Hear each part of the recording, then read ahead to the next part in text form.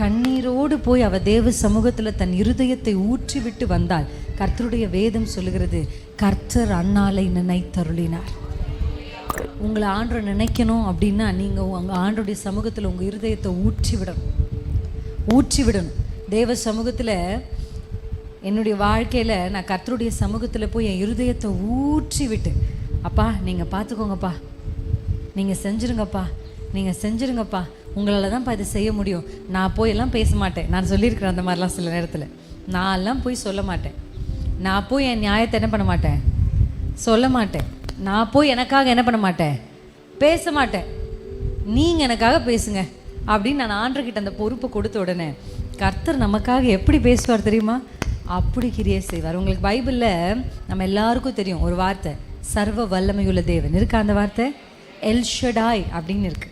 El Shaddai அப்படின்னா சர்வ வல்லமையுள்ள தேவன். ஆண்டவர் ஆபிரகாமுக்கு தரிசனமாகி சொல்றார், 99 வயதில் கர்த்தர் ஆபிரகாமுக்கு தரிசனமாகி, நான் சர்வ வல்லமையுள்ள தேவன்.